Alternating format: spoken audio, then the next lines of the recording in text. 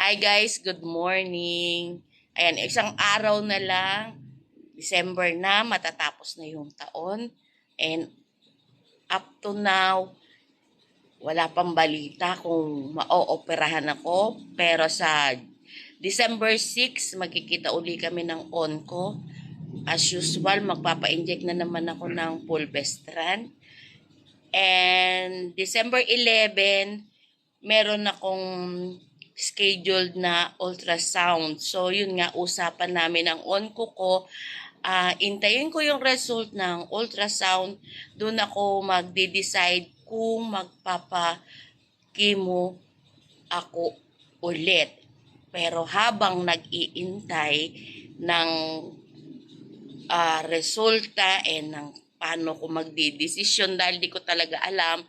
Dahil sabi ko nga sa inyo, hanggat maaari, ayaw ko nang magpa-chemo. Kasi nga, yung tinuturok sa akin monthly ay mabigat sa bulsa, 16,000. So sa ngayon, habang nag-iintay pa tayo, herbal muna ang lola nyo. So aside from vitamin E, vitamin C, fish oil, and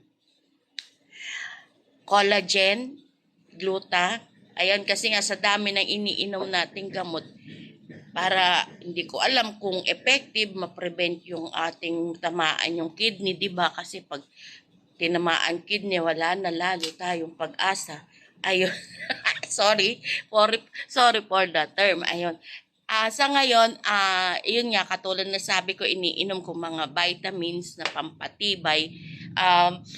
May inom ako nitong avocado tea. Ayan, nag-avocado tea ako. Then, eto paubos na. Umiinom din ako ng paragis. Bahala na si Lola, di ba? Bahala na. At yung katulad ng previous video ko, yung mahogany seeds. Eto, ewan ko ba't ayaw pa niyang bumuka. Pero marami pa ako nito.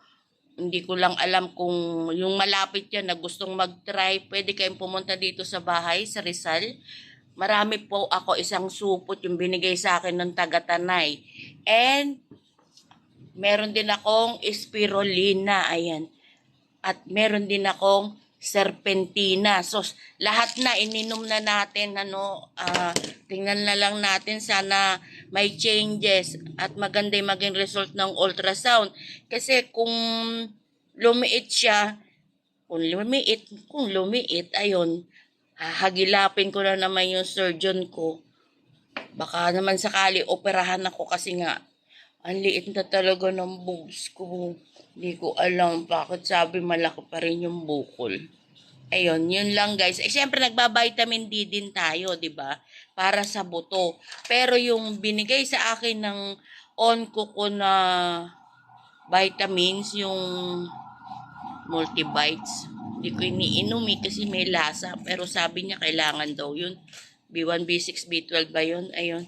Pinapainom ko na lang sa mister ko kasi matanda na rin naman. Charot. Yun lang guys. Update ko lang kayo. Kaya, kung meron kayong, kung hindi ko alam kung pangit or masama o hindi maganda tong ginagawa kong herbal, bahala na. Kasi hindi ko na alam ano gagawin ko sa bukol ko. Ayaw tayo iwanan eh. 'Di ba? Ayun lang guys. Thank you for watching.